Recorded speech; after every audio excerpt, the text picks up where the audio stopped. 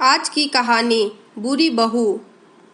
अरे और कितनी देर लगेगी तैयार होने में? किसे दिखाना है इतना सच समझ रही हो? सभी नई बहू को देखने आ रहे हैं, तुम्हें नहीं। बस 5 मिनट। अपने बालों का जूड़ा बनाते हुए संजना ने जवाब दिया। ठीक है, जल्दी करो, मैं गाड़ी स्टार्ट कर रहा हूँ। जैसे तैसे तैयार होकर संजना बाहर आई तो देखा सारे घर की खिड़कियां खुली है। लाइट, पंखे, टीवी सभी चल रहे हैं। जल्दी जल्दी लाइट, पंखे, टीवी और खिड़कियां बंद करके वह बाहर आई और दरवाजे पर ताला लगाकर गाड़ी में बैठ गई। गौतम, पता नहीं कितना वक्त लगता है तैयार होने में। हमेशा तुम्हारी वजह से देर हो जाती है। वहां जाते ही मुझे सुनना पड़ेगा। संजना का मूड खराब हो गया और वह उस वक्त रुआंसी हो गई जब उसने देखा कि अपनी देवरानी की मुंह दिखाई के फंक्शन में वह वैसे तो जैसे तैसे ठीक से तैयार हो गई, लेकिन पैरों में स्लीपर पहनकर आ गई।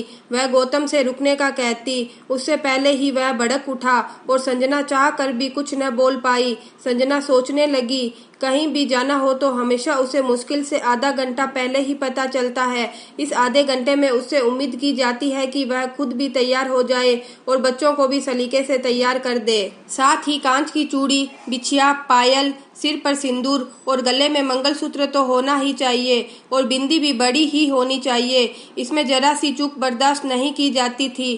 खैर, जैसे तैसे साड़ी से पैरों को छुपाते हुए फंक्शन अटेंड किया।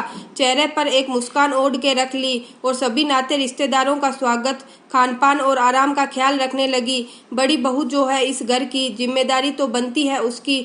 आज से ठीक 4 साल पहले ढेर सारे रंग बिरंगे सपने संजोए कुमकुम लगे कदमों से अपने पिया के घर पर पहला कदम रखा था संजना ने।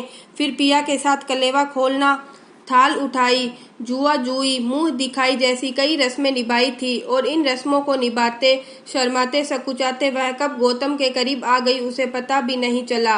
पिया के प्यार की मदहोशी में मदहोश दिन बड़े अच्छे कट रहे थे। वह गौतम के प्यार में इस कदर डूबी हुई थी कि गाहे बगाहे मिलने वाले तानों और उल्हानों को अनसुना कर दिया करती थी। बड़े ही धैर्य के साथ वह अपनी गृहस्थी में रमने की कोशिश कर रही थी। पर कहते हैं न कि हर दिन एक समान नहीं होते। जहाँ खुशियाँ आती है वहीं गम की परछाई भी पीछा करती है। संजना हर नई नवेली दुल्हन की तरह घर के सभी सदस्यों का मन जीतने की कोशिश करती, सबकी जरूरतों का ध्यान रखती, सासू जी की हर बात को बिना किसी तर्क वितर्क के मानती।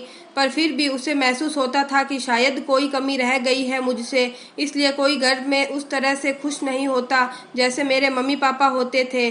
कैसे मेरी एक छोटी सी उपलब्धि पर या छोटी सी सफलता पर ही बड़े खुश हो जाते थे, वह प्रोत्साहित करते थे।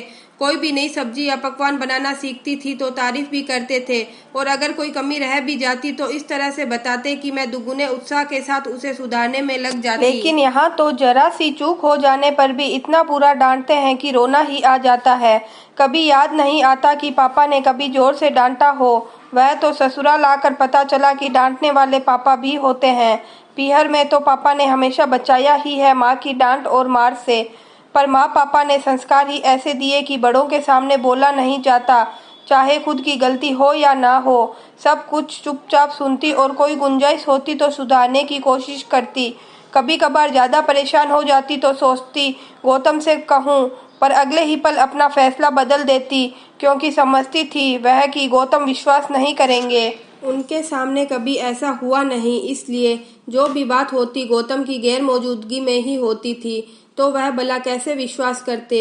अरे संजना, किन ख्यालों में डूबी हुई हो और यह चाय किसके लिए बना रही हो? एक कप मुझे भी देना। संजना वर्तमान में लौट आई और अपनी ताई सास के पैर छूकर बोली, नई बहू के मम्मी पापा के लिए बना रही हूँ, आपके लिए भी बना देती हूँ। ताई सास, संजना तुम्हारे पीहर से कोई नहीं आया? संजना, नहीं, कोई नहीं आया क्योंकि किसी ने बुलाया ही नहीं और आप तो सब जानती ही है, यह हमेशा की बात है। ताई सास, अरे तो तुम क्यों देवरानी के पीहर वालों की आओ भगत में लगी हुई हो? तुम्हारे तो पीहर वालों को पूछते भी नहीं। यह भेदभाव नहीं है क्या? संजना, हाँ ताई जी, भेदभाव तो है, लेकिन यह भेदभाव तो मेरे सास ससुर कर रहे हैं। उसमें मेरी देवरानी या उसके पीहर वालों का क्या दोष है? आप तो आराम से बैठकर चाय पीजिए, इन सब बातों को छोड़िए। चाय पीते हुए संजना के सामने 3 साल पहले की वह घटना आंखों के सामने चलचित्र की तरह घूमने लगी। 3 साल पहले उसे अपने ससुराल को छोड़ने के लिए मजबूर होना पड़ा क्योंकि उसने अपने ससुर को जवाब दे दिया था। क्या करती वह, शादी हुए काफी वक्त हो चुका था। पग फेरे के बाद एक बार भी अपने पिहर नहीं जा पाई थी वह। उसे सबकी बहुत याद आती थी, पर सासू जी ने एक बार भी उसे पिहर जाने को नहीं कहा। जब भी वह जाने का पूछती तो उसे कई घंटों तक जवाब ही नहीं देती, या एक के बाद एक काम बताती जाती और उसे करते करते शाम हो जाती। फिर उसकी सास कहती, तुम गई नहीं। वह मन महसूस कर रह जाती। एक दिन संजना ने ठान लिया कि सुबह जल्दी तैयार होकर गौतम के साथ ही निकल जाएगी। उस दिन उसने सुबह जल्दी उठकर नाश्ता और खाना साथ ही बना दिया और गौतम के साथ जाने को तैयार हो गई। जैसे ही सासू जी ने संजना को तैयार देखा, वह बिफर पड़ी। ये क्या, सुबह सुबह कहाँ जा रही हो? घर के काम कौन करेगा? मैंने नाश्ता और खाना बना दिया है, मैं पिहर जा रही हूँ।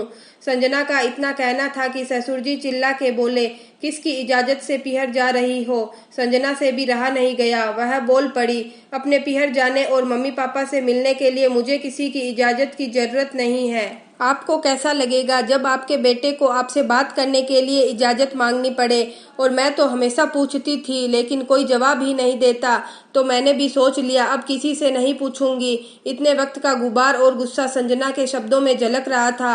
आज न उसे माँ के संस्कार याद आ रहे थे, ना ही पिता की सीख। उसे याद आ रहा था तो सिर्फ वह तड़प और बेबसी जो इतने महीनों से वह महसूस कर रही थी। एक माँ बाप अपने बेटी को कितने प्यार से पालते हैं, बड़ा करते हैं, हर ख्वाहिश पूरी करने की कोशिश करते हैं और साथ ही उसे संस्कारित करते हैं, क्योंकि उसे पराए घर जाना है।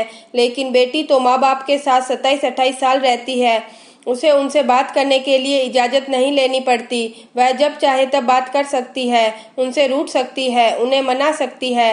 लेकिन शादी होते ही उम्मीद की जाती है वह अपने माता पिता को भूल जाए। सिर्फ तब याद रखे जब ससुराल में कोई रस्म निभानी हो और तोहफे की बरसात करनी हो। क्यों, किसने हक दिया आप सबको? और यह पति पता नहीं किस मिट्टी के बने हुए हैं। सही को सही और गलत को गलत कहने में किस बात का डर लगता है?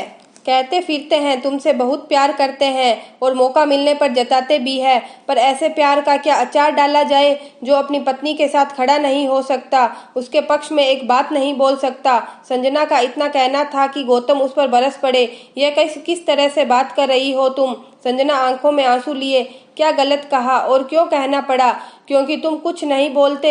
मैं गलत करूं तो तुम मुझे कहो, मैं गलती सुधारने की कोशिश करूंगी। लेकिन अगर तुम चाहते हो मैं तुम्हारे साथ उस घर में चलूं, तो तुम्हें वादा करना होगा कि कोई मेरे माता पिता को अपशब्द नहीं कहेगा और अपने घर जाने के लिए मैं किसी की इजाजत नहीं लूंगी, तुम्हारी भी नहीं। गौतम, तुम क्यों बात को बढ़ा रही हो? संजना, मैं तुम्हारी बातों में नहीं आऊंगी गौतम।